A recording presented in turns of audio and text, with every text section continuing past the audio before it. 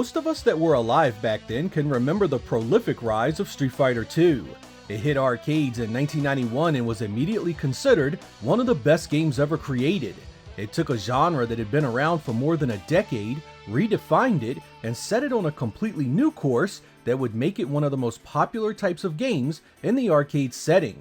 Capcom rode that wave of popularity for a long time and across 5 different upgrades that would introduce new fighters, mechanics, and even change up the art and presentation a bit.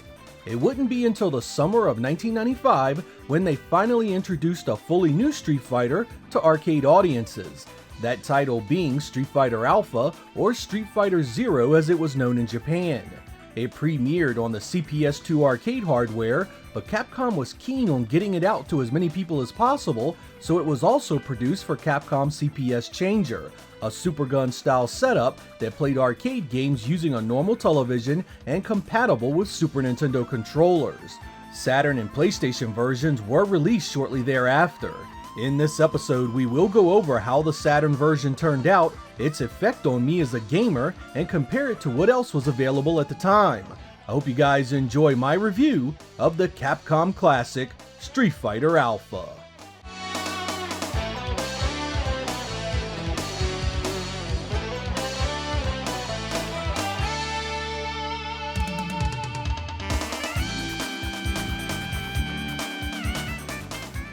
Capcom had been tinkering with Street Fighter II's gameplay for years. The speed, the timing, the hitboxes, it all saw some kind of tweak or change between the original and Super Street Fighter II Turbo. With Street Fighter Alpha, Capcom took some pretty big steps to change things up even more. The Super Combo gauge introduced in Super Turbo would get modified here into a 3-part leveling system that allowed you to use it much more often. Level 1 was fairly weak and didn't do much, but Level 3 could dole out some serious damage and leave your opponent ready for the kill. You could also get more hits in by mashing the buttons as the Super Combo was firing off. Capcom also introduced a chain combo system that allowed you to link attacks weak to strong, expanding combo potential for every single fighter. An Alpha counter special move was also created so you could stop pretty much any attack dead in its tracks. Perhaps the biggest change, however, was the new air blocking. You were no longer screwed by jumping into a fireball or uppercut, as you could now block these attacks. Don't get me wrong, it still felt like Street Fighter II in many ways, but it also felt different in many others. Another huge change was the cast of fighters you could choose. Series staples like Ryu, Ken, Chun-Li, Sagat, M. Bison, and Akuma return, each with a new look and a few new moves. We'd also get some Street Fighter 1 entries. Both Birdie and Adon make their playable debuts here. Capcom would also expand the Street Fighter universe a bit by also including characters from Final Fight. Guy shows up as well as Sodom. Finally, 3 completely new fighters were created just for this game. Rose is a fortune teller that uses soul energy to power her attacks. Charlie is a friend of Guile's and uses many of the same style of attacks. And finally, Dan is a hidden fighter that directly parodies some of SNK's work. That's a roster of 13 fighters, half of which that had never been playable before. Considering that this was released after Super Turbo, you'd think that it would be a sequel story-wise, but what you see here is actually taking place before the original Street Fighter II. Taking inspiration from the Street Fighter animated film, it connects the story in between the first and second games, even going so far as to recreating the iconic dramatic battle match between Ryu, Ken, and M. Bison. It was the start of a brand new series that would cover 2 sequels and an upgrade, all of which appeared on the Saturn.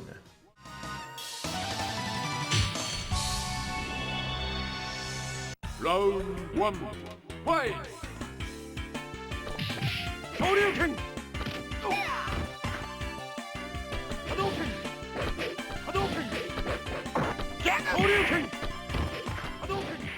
The first thing you'll notice about Street Fighter Alpha is the more anime-style look and feel to its visuals. It appears more cartoonish than the games before it, right down to the environments and even the opening cinematic. I actually really enjoyed the changes made here. Some of the fighters see some pretty exaggerated looks. Sagat goes from a tall, skinny dude to an imposing hulk of a figure. Chun-Li is more shapely, Ryu and Ken look younger, and M. Bison is more intimidating. The new fighters look great and the animation of all your normal, special, and super attacks come off impressively. The only area I was a little let down by were some of the simplistic backdrops. While they are all colorful and detailed, some are quite sparse in regards to set pieces and the stuff going on.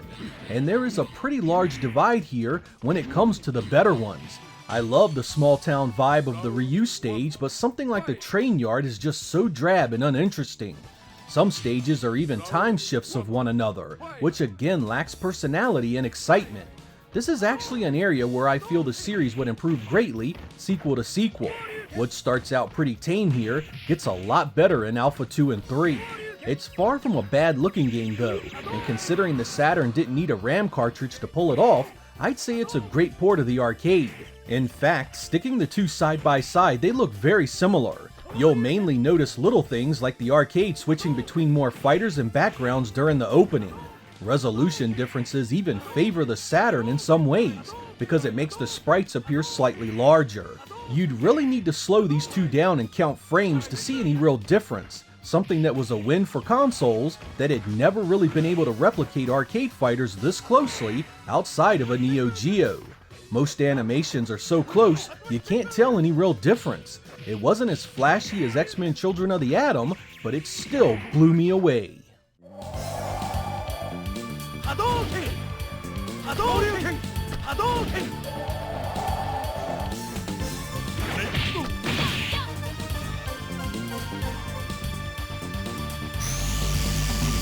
Hadouken!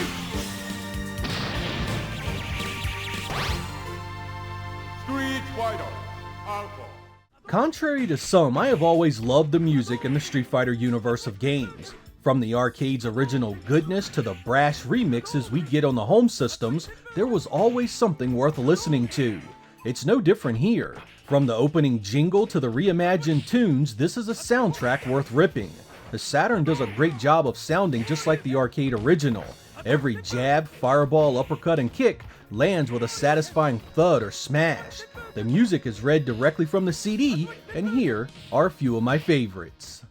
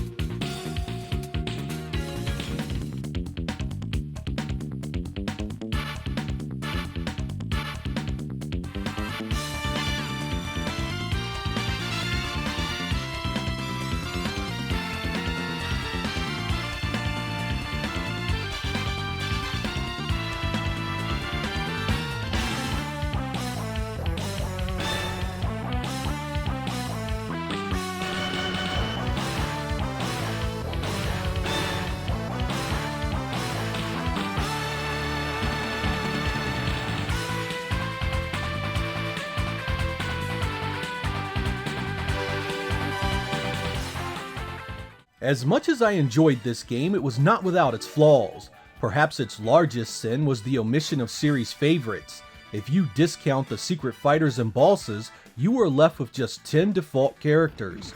This list omits guys like Honda, Balrog, and Vega, and I would have much rather have seen Street Fighter 1 and Final Fight characters like Mike and Hager. As I mentioned before, some of the backgrounds are really not that great either. They are so plain and uninspired, and a big step back from most of the ones seen in Super Turbo. For all its weaknesses though, the one thing it got right was its gameplay. It kept the foundation that previous games had built while adding just enough newness to make it all worth playing again. The gameplay from the arcade transitions flawlessly to the Saturn. The controller's D-pad allows every motion and charge to come off without a hitch, and the 6-button face mapped to each attack just as it should.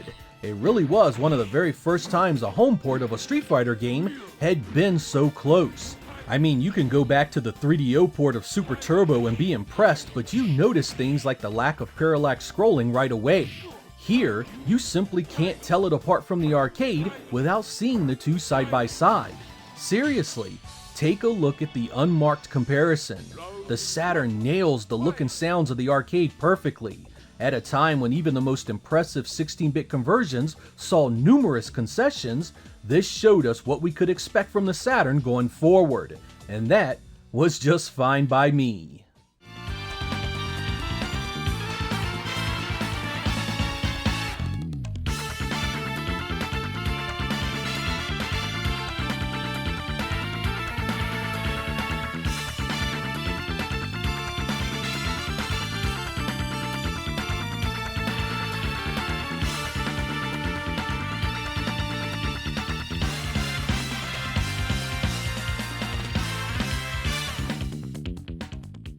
As you all know, the Alpha series would go on to spawn some incredible sequels on the Saturn. Alpha 2 and its upgrade Alpha 2 Gold set a standard for non-RAM expansion conversions that made owning a Saturn at that time a must for serious arcade fans. Unfortunately, Alpha 3 would be a Japanese Saturn exclusive that was never released anywhere else, forcing you to take part in a PlayStation or Dreamcast port that lacked the same options that were on the Saturn. But it was this game right here that I remember so fondly as one of the first home versions to really make it clear the Saturn had the power to do Capcom's best justice. It set my expectations for everything that followed, and I wanted nothing less than an equally incredible experience. And for the most part, I got it. Capcom's work on the Saturn was almost always top tier, and even when something wasn't quite worth boasting about, it was still playable. If you were a fan of the PlayStation, Alpha was quite solid there as well, and there was even a freaking Game Boy Color version of it if you can believe it. The Alpha series kept the Street Fighter fire burning bright until Part 3 was released in 1997, a game I always wished had been given a chance on the Saturn. I think with an 8MB extended RAM cartridge, it would have been killer. I'm Sega Lord X, thank you guys for watching, and I will catch you next time.